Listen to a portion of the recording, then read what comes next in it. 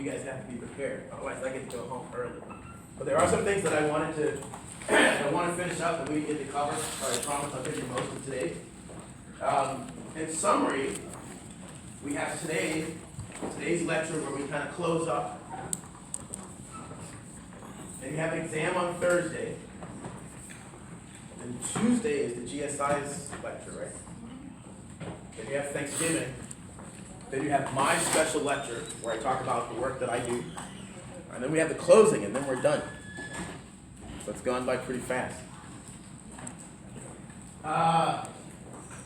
So what we talked about last time is what I call putting it all together. Where you should be right now is you should be not thinking about any of the topics we talked about as individual topics, but rather how they fit together. We went through all of this development, reproductive physiology, the whole time for the fetus and the mother, for example. If you're going through development, homeostasis has to be maintained. The glucostat, the calciostat, the osmostat, all those things have to be happening at once. The osmostat is communicating with the glucostat, ways that you should be able to figure out. The different hormonal axes, the stress axis and the HPG are all coordinating and interacting with your stats. You know that the reproductive axis, for example, affects both growth and calcium homeostasis, even though it's not a part of the calciostat. You know that the reproductive axis is affected by stress. You know that so there's all these interactions and all these arrows, and the reason I summarize it that way is because once you put it all together, then you have to know how to pull it all apart. For any of these disease states that we talk about, if you mess around with the glucostat, you're affecting the osmostat. If you're a physician or a researcher, you have to consider that when you're considering the whole person. We talked about, for example, conditions of the reproductive axis like PCOS and how they affect the glucostat. You should think about how PCOS might affect the calciostat. So not only do you have to put these things all together, when you talk about disease states or conditions, you have to figure out when you tug on one thing, what other arrows are you tugging on? That's where you should be right now. At the same time, whether or not you consider it a disease state, with aging, practically everything starts to fall apart. So you have to, again, as we went through, you have to think about it. If your growth hormone levels are going down just because you're aging, how is that affecting your glucostat? How is that potentially affecting your osmostat? How are those two things interacting? If your thyroid hormone is going down, if you're becoming hypothyroid as you age, how is that affecting your glucostat? How many other arrows are you tugging on? So those are just general aging things that you have to think about, and nobody knows why. It's because we get too old. Why these things start to fall apart, nobody knows. You get too old and your physiological conditions change. You're more likely to gain weight, especially in this country. Remember I told you 2 out of 3 of you will be obese. How is that changing everything that we talked about? Your osmostat, your glucostat. Because those hormones are changing, it leads you into that condition. And then we talked about cancer. Many consider cancer disease of aging. Again, as my colleague Gary Firestone says, if you live long enough, everybody will get cancer. The initiators are a lifetime exposure to assaults on your cells. And you're more likely to get cancer if you're exposed to environmental assaults like UV radiation or ionizing radiation. They're chemical carcinogens. They're natural compounds and synthetic compounds that are carcinogens that initiate or damage DNA and lead to the cancerous state. And there are also genetic conditions that may accelerate that. We talked about BRCA1, for example. When you have an error in a protein that's supposed to correct all that damage, you're more likely to get these cancers. We talked about 2 different kinds of cancers. We talked, adenomas. Adenomas are not malignant, they're benign. Adenomas are things like, and there's lots of kinds of cancers, of course. I only talked about the ones that involve hormones in the endocrine system. But there are adenomas, for example, of the pituitary that oversecrete wherever the adenoma is. They can oversecrete growth hormone, they can oversecrete prolactin, they can oversecrete ACTH. I told you I don't know of any such things that occur from the hypothalamus. So I think let's just go ahead and save some lost points. Don't be on the exam talking about a tumor of the hypothalamus that secretes, just like don't go there. Good, so now I don't have to worry about that. They're adenomas of the adrenal cortex. Some of them secrete hormones, some of them don't. They're adenomas of the thyroid gland, of any of the endocrine glands. In some cases, adenomas can become cancerous. So in some cases, you can develop a malignant cancer from an adenoma. Usually. I think the answer is usually not, but it's not impossible. You can. And then we talked specifically about carcinomas, and the ones that we talked about, there are carcinomas of the pancreas and the thyroid gland, but specifically, we talked about cancers that are hormone dependent. We talked about prostate cancer and the potential role of steroid metabolism that is protective or not protective against prostate cancer. And you won't have to draw structures against it. Don't spend your time memorizing new steroid structures and things like that. But you should have the knowledge that if I tell you an enzyme, if I tell you 6-hydroxylase acts on DHT, you should tell me what the resulting, you should be able to show me what the resulting molecule would be. Or you should be able to show me, given a structure, what the enzyme would be. But I'm not going to ask you to draw pathways. This is not MCB 100 or 102 or whatever it is where you have to do all these pathways. But you should know what the enzymes mean and how to label your cartons.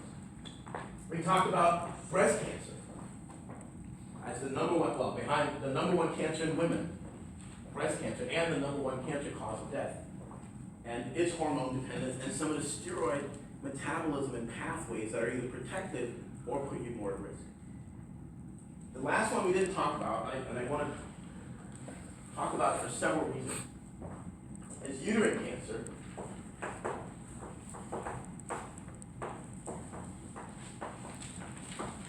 Cancer of the uterus can be of three types. There's cervical cancer.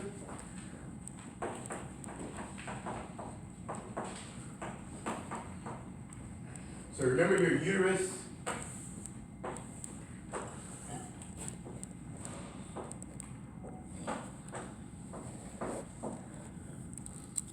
This is the vagina.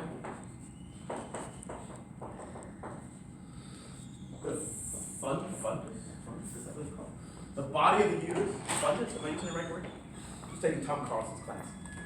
The body of the uterus is the fundus, but the cervix is the muscular structure that separates the uterus from the vagina. In most cervical cancers, it's caused by a virus, papillomavirus, and that's, I just learned there's at least 40 viruses. Am I going fast? No. Okay. I felt like something. Like I drank some caffeine or something. So in many cases, the cervical cancers are caused by papillomavirus. These are the same viruses that can cause genital warts and certain kinds of skin warts, and it can be sexually transmitted. It's controversial in the news lately because there's what do you call it? Vaccinations for papillomavirus, and there's a lot of controversy in the news about that. The most common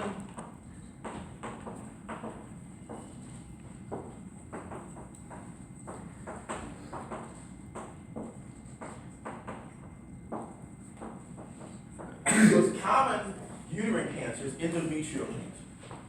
But there are also sometimes, yeah.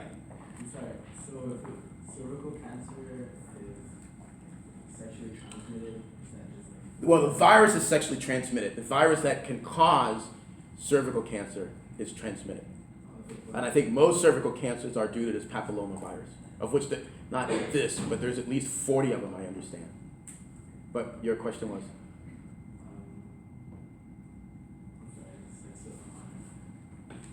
Come back if you come back. So you can get a myometrial cancer, the most common uterine cancer, and uterine cancer is in the top 12 cancers, the top 10. I don't remember now, it's like number 6 most common or something like that. Breast cancer is number 1 in women. And the biggest cause of death from cancer is breast cancer. Uterine cancer is somewhere around number 6. The endometrial cancer, so cancer of the endometrium, is hormone dependent. You're at greater risk of endometrial cancer if you've been on tamoxifen, and you know the reason for that. Because tamoxifen is an estrogen agonist in the uterus. So one of the biggest risk factors is whether or not you've had breast cancer that was treated with tamoxifen.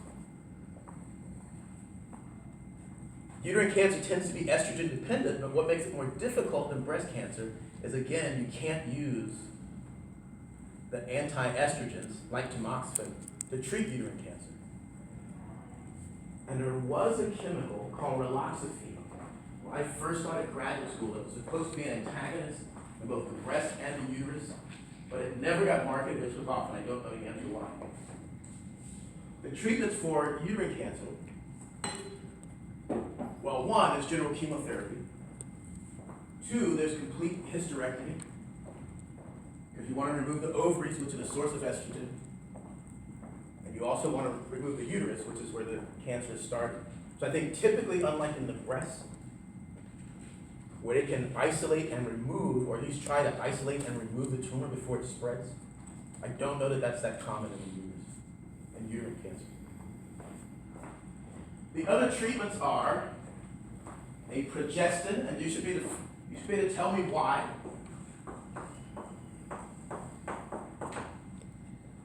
So in some cases, an oral progestin, just like the contraceptive, is given. And have you ever talked about IUDs? Intrauterine device? So in other cases, in some cases, an IUD, an intrauterine device, I guess they scrape the damaged endometrial cells out, and then they put in an IUD into the uterus that releases a progestin, like Depo-Provera or norethindrone, one of the ones we already talked about.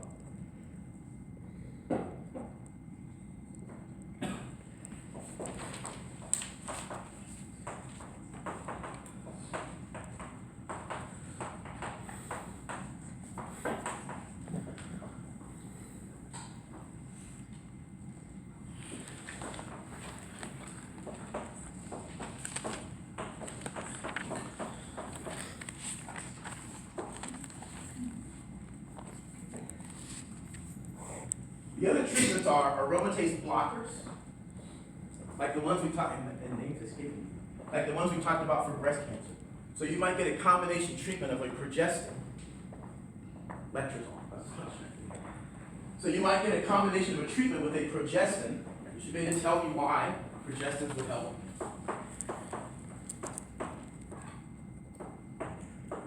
And an aromatase blocker like letrozole or anastrozole. There's a bunch of them. I drew you the structures for at least one of them, letrozole last time.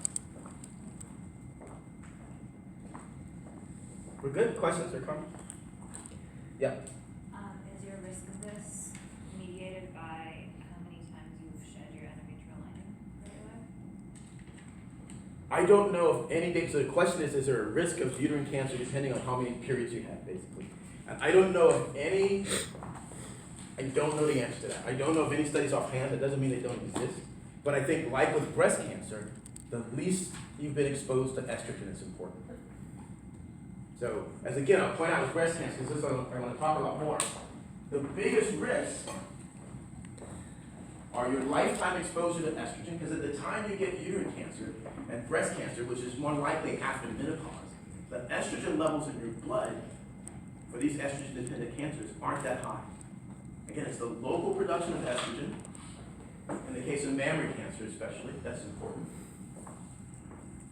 But also your lifetime exposure, well, to carcinogens, to things that induce cancers are important as initiators, but also your lifetime exposure to estrogen. So the earlier you start puberty, menarche, the more likely you are to get breast cancer. The later you have menopause, the more likely you are to get. The more you're pregnant, the less likely you are to get breast cancer, and there's similar data for uterine cancer. One of the other difficulties, as I already alluded to, is that the hormone levels at the time you get the cancer that are stimulating these cancers, those hormone levels aren't so relevant. It's your lifetime exposure. But the other thing that's important is there's a great deal of data now showing that environment and environmental exposure are important in cancer. So I work on frogs. I give a lot of talks at medical grand rounds, at obstetrician and gynecology conferences and breast cancer conferences. And people now, even though we comparative biologists have thought so for a long time, people are now just starting to think about the role of the environment in cancer. And again, my colleague Gary Firestone says less than 30% of cancer is genetic. So most of the ideas that cancers run in families are probably related to the fact that families are often exposed to the same environmental conditions, not necessarily to a genetic condition. The earliest, I want to tell you a story for several reasons. The earliest that this kind of thing was recognized, that the environment was important. And also one of the things that makes it difficult in the story I'm going to tell you is that you can be exposed to something that does not initiate or cause DNA damage, that's not a carcinogen, but you can be exposed to something and it might not show up as an impact on you in terms of cancer for 30 years. So it's not like, for example, if you drink a poison and you vomit and you get sick, we know, okay, you were poisoned. And many times, and I'll show you a couple of examples, you might have been exposed to something even before you left the womb that might cause you to get cancer or have developmental problems 30 years later. So it makes it very difficult, you can imagine, as a scientist to point to that, and it makes it even more difficult when this gets into the legal arena. Because how can you prove that you were exposed to something in utero that caused your health condition? Okay? In 1938,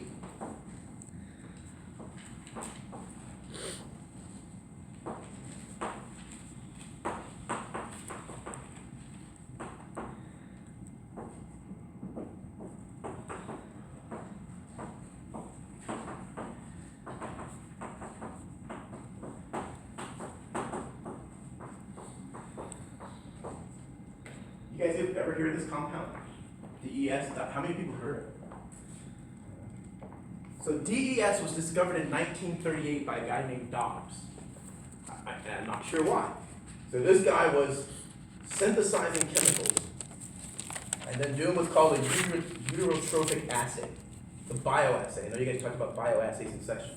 So this guy was synthesizing chemicals and then injecting them into mice and then measuring how big their uterus got. And he discovered this chemical, DES. I have no idea why. Sometimes chemists do experiments that are like as difficult to explain as some of the crazy biology stuff I told you about. But that was this guy's job, to make estrogenic chemicals. And he found that this chemical, out of all the ones he synthesized, was a very, very potent estrogen, as measured by its impact on the uterus. Its ability to stimulate uterine growth in mice. That was 1938. In 1941, I don't care about the dates. In 1941, here's one of the reasons why I want to tell you this story. There's a guy, I believe his name was Smith, published a paper where he claimed that this compound, DES, reduced morning sickness or nausea in pregnant women. And the reason why I wanted you guys to read different kinds of papers in your discussion section is that there are different criteria.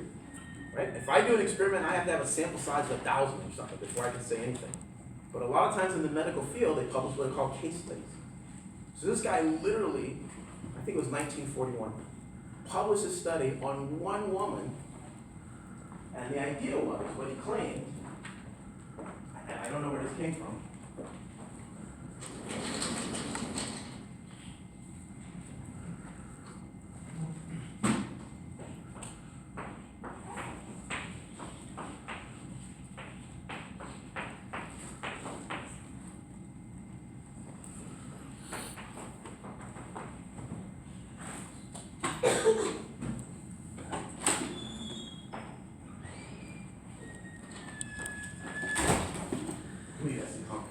so this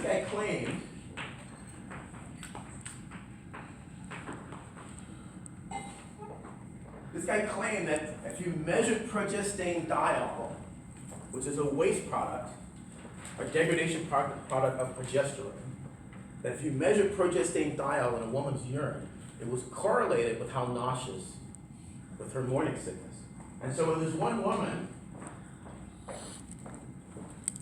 he gave DES, this compound, on her second pregnancy, it's a medical doctor. And he claimed that not only did she have less progesterone in the urine, but that she didn't have morning sickness. And he recommended that all pregnant women be given DES because then they wouldn't have morning sickness. Then this couple, Smith and Smith, I think it was a married couple, they said, well, we don't believe it. So they did another study, like in 1946 or something like that, where they treated like 100 women, I'm making up the numbers, I don't remember, but they treated like 100 women with DES, and they claimed they didn't see any correlation with nausea, so that the original guy was wrong.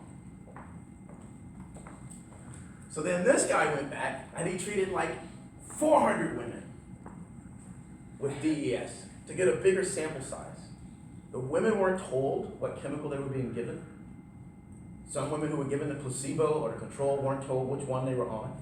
And they used a dye in the drug so they could tell who actually took the pills and who didn't. And they claimed then, incredible misinterpretation. This is why you have to read the primary literature. The claim, after that study was done, was that DES didn't stop nausea, they didn't see a correlation, so no effect on morning sickness. But they claimed it protected the pregnancy and decreased the rate of miscarriage.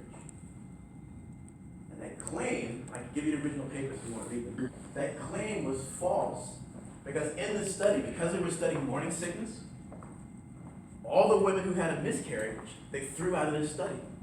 So if you read the paper, it looks like, 100% of these 400 women carried through with their pregnancy, so DES must have helped them. Because you can calculate statistically that there must have been miscarriages, but all the women who miscarried have been thrown out of the study and not published. Are you following? Does that make sense?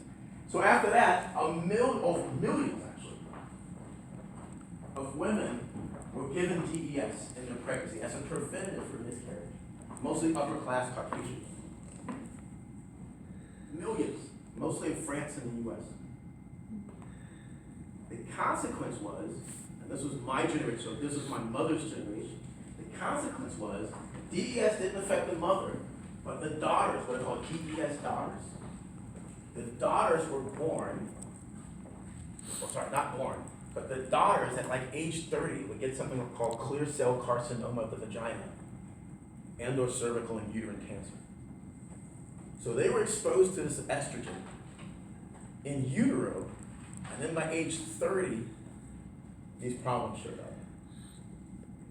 Most of the DES daughters, and I know several, I went to graduate school with one, there's another one here on the faculty. Most of the DES daughters were then infertile because also the DES, the estrogen exposure, caused the uterus to be misshapen so that you can't carry a pregnancy. So again, based on faulty data, but also demonstrating that early effects can have big impacts on your reproductive physiology and development. This story is very personal because, again, I have a good friend that was a DES daughter. The other thing that's been shown now is that it's correlated with increase in breast cancer risk. So if you were exposed to DES in utero, you guys are too young, you wouldn't have. But if you were exposed to DES in utero, you're now much more likely to get breast cancer. Even though that exposure occurred in utero, and not only that, in mouse studies, it's shown that the effect carries across generations. So there may be some epigenetic effect where it's not a DNA mutation, but it changes how the genes are expressed. So it increases your risk of uterine cancer, uterine problems, cervical, vaginal cancers, and breast cancers, and in many cases, misshapes your uterus. There's also effects on males that are less severe, but it decreases fertility in males as well. Yeah? So the delayed onset of compounds with DES by like 30 years, they're guessing that the mechanism for that is the change in genes. Like how could something... Well, it changes how your genes are expressed. So there's a big field right now, something called epigenetic. In fact, it's one of the things that I studied in that, where you can get effects across generations, even if you aren't exposed to the compound directly. So there are compounds that change, for example, the methylation of the DNA, so it changes how the DNA is expressed when the genes are expressed, even though it's not a mutation. So if you sequence the gene, you don't see the mutation, but the expression of that gene is changed and can lead to these adverse effects. You mentioned they see these effects like across generations, but how's that next generation? For those that aren't completely infertile, so it's not complete. In fact, one of the women I knew who adopted actually eventually did have a child. But in mice, for example, I think up to 6 generations you can still see effects of DES. Of those that, because not everybody's completely infertile. I can tell you this, part of the reason I tell you the story. The person who traced it back to this was a guy named Howard Byrne, who recently died. If you've come to my office, that was his office. He was the professor that I replaced. So the important things were, one, they knew, because there were medical records, they knew, even though the women had spread out all across the country, they knew exactly who took it and who didn't. And he was critical in tracing back, oh, this rare vaginal clear cell carcinoma is associated with mothers who took this drug. That's the first thing. The second one, he did experiments in this building before it was renovated on mice that showed that he could produce the same types of cancers and uterine deformities by feeding pregnant mice DBS. So it shows you, so there's several reasons I want to tell you the story. One, it shows you the importance of being able to read the literature and critically read the materials and methods, and can they make the conclusions that they do. It shows you the importance of having controlled studies. It shows you the importance of combining epidemiology with controlled laboratory experiments. And there's a history here. It was discovered here. And not only that, do you guys know Lloyd Caldwell on the 5th floor? His wife was the lawyer who worked with the victims of DES daughters in suing the company. So big history of this here. But also shows the importance of hormone or hormone-mimic exposures that can have long-term and even cross-generational effects when you're exposed during some critical window. Now, the question you asked was a good one. How did they know? They knew because they had medical records. In other cases now, there's increasing evidence of environmental contaminants that you, and I'll talk about this in my next lecture, that you are exposed to that can produce effects 30, 40 years down the road, but you have no way of going back and knowing what you were exposed to. In fact, this compound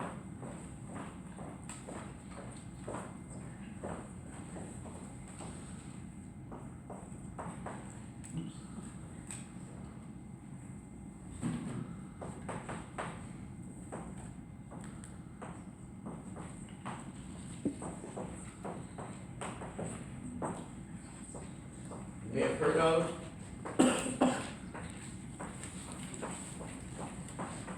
I think it's recently banned in certain things in California. So this same guy Dobbs that I was just telling you about, originally he went back and looked at old compounds. This was synthesized like in 1891 or something like that. Don't ask me why, I have no idea why people were making these compounds. So the guy Dobbs who discovered DES, originally he went back to old chemical compounds and was screening those for estrogenicity. Again, I have no idea why, I couldn't find out. And he found out that this compound was estrogenic, but that it was like 35,000 times weaker than estradiol. That's why he went on to synthesize a new compound.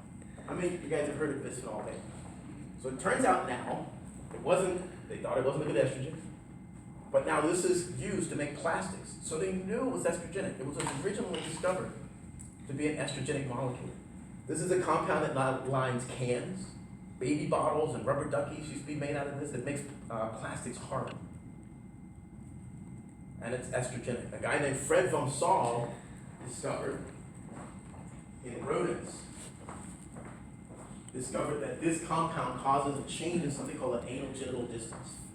So in rodents and in people, the distance between your genitals and your anal opening differs between males and females. And originally what Fred von Saal discovered was that you know how rodents in the uterus, or you may not know this, kind of looks like kind of looks like jewelry. If you open a rodent's uterus, they all line up in the thing. And it turns out, what this guy Fred von Saal discovered, is that if you were a female, between two males, you came out very masculinized. Your anal genital distance was more like a male, because the placenta overlapped, and some of those hormones we talked about would leak over from the two males and affect the female. So he was an expert on mouse anal genital distance. And so he was one of the ones to discover. And you gotta be an expert on something in this world. So he was the guy that kind of just rediscovered that bisphenol A was an important estrogen. It also comes off on the thermal receipts that you get in the grocery store. And so this compound, which is now produced, I just read the number, 200 million tons per year. So it's everywhere. All babies are born with this compound already in their blood, basically. So studies show that there are over 300 synthetic chemicals in cord blood on average. You're exposed to over 300 synthetic chemicals before you leave the womb. And this one is associated with estrogenic effects like increase in risk of breast cancer in utero and other things. But unlike the DES, how would you know if you were exposed? Okay, one more, or two more.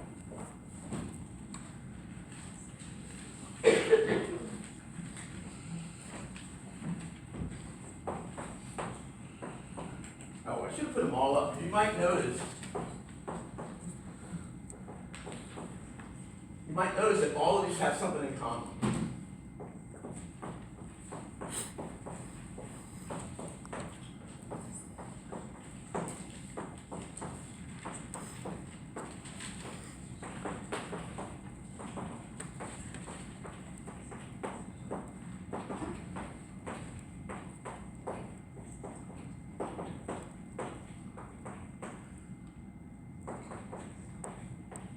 This is DDT.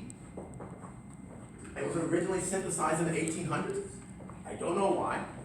The story I read was a chemist was trying to figure out how many chlorines he could put on a biphenyl molecule. I have no idea why one would do that, but in 1948, I believe it was, the Nobel Prize in Physiology and Medicine was given to a guy who discovered 50 years later that this compound killed insects. It causes a problem in a sodium channel. Well, they didn't know how it killed insects at the time, but it causes a sodium channel to open, and then the insects sort of get poisoned. And remember I talked about insects and why they can't get small molecules out of their body? So once the insects get the DDT, they can't get it out. So in World War II, this compound was both sprayed on soldiers and sprayed in the environment to fight malaria and yellow fever, and one other one, but there were diseases that were carried by insects. Plague also.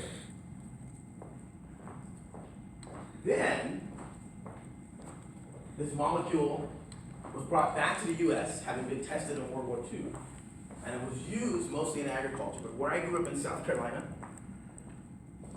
every man my age will tell you that when they were a kid, they would jump on their bike and ride behind the truck as it drove through your neighborhood spraying DDT. So I lived in a swampy area where there's lots of mosquitoes, and the truck would come by once a month, and you'd go ride through the fog because it was kind of cool. But mostly this chemical was used for agriculture. In fact, 1/5 of the world's DDT was used in California, in the Central Valley, up until 1972 when we stopped using it. So from 1945 to 72, 1/5 of the world's DDT was used in Central Valley. It never actually got banned, but it stopped being registered because when I was a kid, I remember the national bird, the bald eagle, was dying, and peregrine falcons and brown pelicans. Right up here on Clear Lake, there was big die-offs of cormorants because they would spray DDT, it would kill the insects, the fish would eat the insects, and it would bioaccumulate. The bigger fish would eat the bigger fish, and then the cormorants would eat these dying fish, and it would accumulate in their bodies. And it turns out, unrelated to how it kills insects, this compound affects, they think, affects a sodium calcium ATPase. I'm sorry, a calcium ATPase. And it prevents calcium from getting into the bird's eggshells. And as a result, birds would lay thin eggs, the bald eagle almost went extinct, cormorants almost went extinct, brown pelicans, peregrine falcons. And that's what got it off the market. Turns out now we now know it does other things. It and its breakdown products can inhibit 11-hydroxylase, which you guys all know what it is. In fact, it's still used as a pharmaceutical, DDE, I think, because it inhibits 11-hydroxylase. I'll let you think about that. It inhibits 11-hydroxylase. It also can act as an anti-androgen. It also affects thyroid production. It affects prostaglandin production. So many of these chemicals do a lot more than what they're initially thought to do. One of the other things that a metabolite does is it binds the estrogen receptor. And a woman here, actually in Berkeley, named Cohn, the last name is Cohn, has shown that if you're exposed to DDT in utero and its metabolites, you're more likely to develop breast cancer. Because again, it's an estrogen-active molecule. So the guy I just told you about, Howard Byrne, along with a guy named Lou Gillette, who just passed away also, and a woman named Theo Colborn, who also just passed away.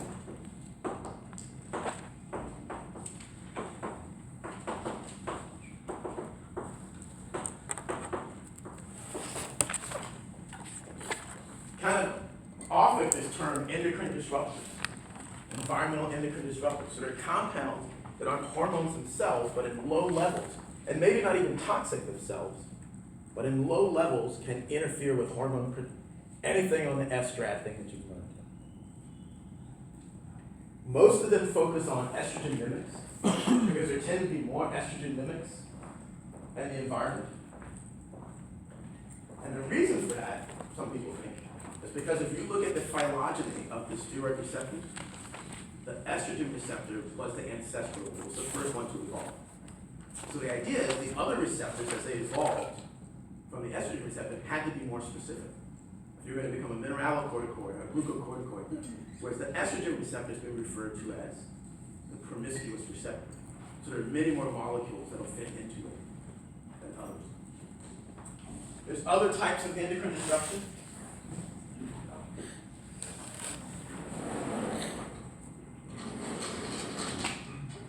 So for example,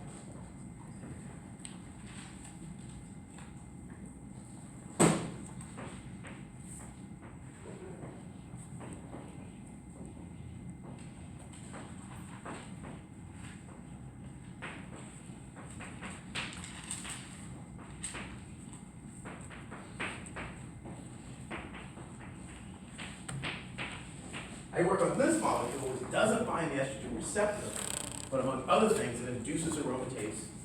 I should say GSI-MI works on the same chemical. That it doesn't act as an estrogen mimic, but it actually induces aromatase and causes a decrease in androgen and excess estrogen production in exposed individuals. And I'll talk to you all about that in my next to last lecture. So with that, I want you to have, some idea of how important long-term exposure is and early exposure. I want you to have some idea of how we put these things together, how we break these things all down. But on top of all the aging and other, I shouldn't say normal cancer stuff, because it's, again, I think it's a condition of aging and not a disease. We have all these chemicals in the environment, many of which we don't even know what they do, that are also interacting and pulling those arrows. So you should be thinking about the ways that they do that. Yeah. So, we had a paper about phytoestrogens and Yep. their protective effects on osteoporosis. Do you know what the research has been? I know that there's been research about phytoestrogens as endocrine disruptors and like excess consumption of phytoestrogens. Yeah, you just made me think of something else too. So in many cases, the phytoestrogens are thought to, in the same way that tamoxifen can be an antagonist or an agonist, and in many cases, some of the phytoestrogens, like what you find in soy, are thought to be protective. And some of those data are based on experimental data, but some are based on the fact, on the observation, for example, that if you are a Chinese woman in China on a traditional Chinese diet, those are some of the lowest breast cancer rates in the world. If you move here within one generation, your breast cancer rate is equal to a Caucasian American. And the thing that just reminded me of it. So it says, again, that it's environment, that it's not genetics, that there's environment, including nutrition, as part of the environment. And so one of the things I meant to mention that, talking about arrows and connections, the highest of, you'll see in my next to last lecture, in 13 out of 13 most common cancers, if you're black or Hispanic, you're more likely to get this cancer. 11 out of 13. You're more likely to die from all 13. And so being a minority, being black or Hispanic, is a risk factor for not just breast and uterine and prostate cancer, but for all cancers. And there connections are several. One is, are the complications. One is socioeconomic considerations and access to health care. So if you're a minority, you're more likely in a lower income class, you're less likely to have access to health care. And so oftentimes the cancers are diagnosed later, and so there's more adverse health outcome. But even if you correct for those factors, there's still a disparity. Some of that disparity is complicated again, because if you're a minority, you're more likely to live in and work in areas where you're exposed to chemicals that we know interact. I mean, just think about who our agricultural workers are. Think about who our factory worker base is. But then it's also complicated by, for example, with breast cancer, obesity is also a risk factor, as it is for diabetes, et cetera. And Black and Hispanic, due to nutritional lack of access, tend to have, and maybe due to some biology, tend to have more fat. As a result, for example, they tend to go through puberty early. As I told you, Black girls go through puberty on average 3 years earlier than their Caucasian counterpart. And we already know that going through puberty earlier increases your risk of breast cancer, right? The longer you're in, I almost said in estrus, but the more menstrual cycles you have. But also many of these compounds, like the DDT, like the bisphenol A, are fat soluble. So if you have more body fat, then you're carrying a larger body burden of some of these chemicals. So trying to tease out all those factors and how they contribute is difficult. But important, right? Especially when, and I'll talk about this in my talk, especially when, when you look at most breast cancer research, for example, the cell lines that they use don't come from the people who are more likely to get and more likely to die from the disease. So we need to keep all of those things into consideration. But that was a long answer to a short question. Yes? Since estrogen is linked to breast and uterine cancer, has there been any sort of studies done on, like, if people who are on estrogen-containing birth control versus people who are on, like, progesterone? Yes. only, and see I how won't believe this, but I forgot your name. Sabrina. Sabrina. I was going to call you Tina. I was so the question is about estrogen-containing birth control pill. And I don't, sorry, not funny in a ha-ha way, but every year we used to give a paper on what's called HRT, hormone replacement therapy.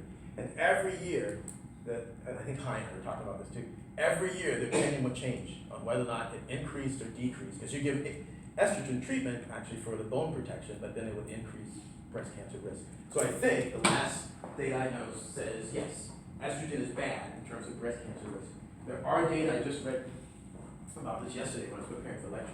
There are data showing that estrogen-containing birth control pills make higher risk. And DES actually, or whatever it is, used to be part of one of the birth control pill regimens. So it actually used to be included as a birth control pill. Oh, the other thing that happened with DES is they gave it to animals until the 1976 or so. So they used to give it to cattle because it changed the quality of meat. They used to give it to chicken because it increased egg production. And then it would be in the meat. And there's a story in Puerto Rico of little boys growing breasts because they were eating DES-tainted meat. So not only were people getting it when it was prescribed, but it was also, there was an environmental source. So the data now suggests that estrogen-containing birth control pill may increase the risk. But there are, to my knowledge, there are no definitive data on whether or not if you're on a progestin only, that you decrease the risk. And that's simply because that progestin-only birth control was only available when I came to grad school. So it's been around less than 3 years. So we don't have a generation of data to even ask the question. So the original people who started taking, for example, Depo-Provera, who maybe took it all their lives, they're only now just getting to age 50 where they would get these kinds of conditions, or when you start to go through them. What else? You can ask me anything you want. Yeah, is it Not so? gonna answer it, but you can ask anything you want. Yes. So this stuff's in tap water. All these different chemicals is it in water that comes out of our faucets in our houses? I'll tell you all about atrazine. In the case of atrazine, yes, it's water soluble and the contamination is through water. In cases like DDT, I can guarantee you have DDT in your body right now. It doesn't go away, or DDT or its metabolites. So even though in places like Africa or Central and South America where they still use DDT, Americans are typically carrying more than you would find even in those people. So do And you? it's because of how we apply it and the amount. And it just gets passed on through food.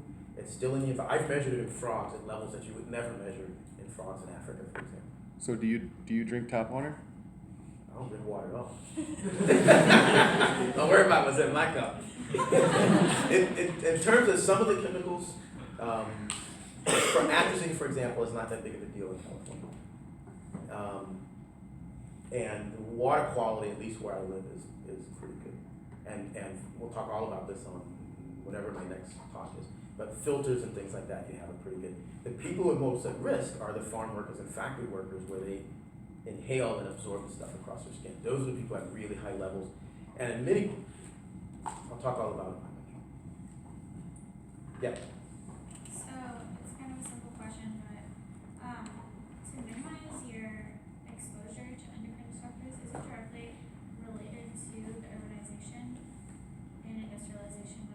It depends on what compounds we're talking about. So, and again, the biggest risk, I would say, are developing fetus, because once those chemicals are in, you can't get out, right? Once they're across the placenta, so for example, for atrazine, you can drink atrazine and you'll go pee it out.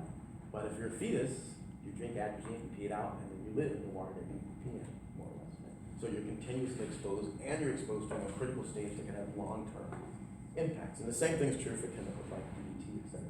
So it depends, like, again, I know atrazine the most, but in some cases, your biggest exposure would be in agriculture. That's not true in California. In California, the biggest use of atrazine is in trees, in the forestry. In other places, like in the Northeast, they use it on lawns in people's houses. So how you would be exposed depends on where you live and how it's being used. Roundup, which we don't know that much about. Some places you can buy it off the shelf, but things like atrazine, typically in most places you can't. Things like DDT, you're not exposed to fresh anymore. It's just being passed on through our biosystems or whatever, through our ecosystem. But there's no use of DDT in the U.S. right now, for sure. But it also travels. So I've got a postdoc in my lab who measures these chemicals like in polar bear and orca and things like that, because it not only passes with weather patterns, but it passes up and down the food chain, especially for animals that migrate back and forth from the Arctic. So There's this, no escaping if that's what you're asking. but so this would be in contrast to like living in a very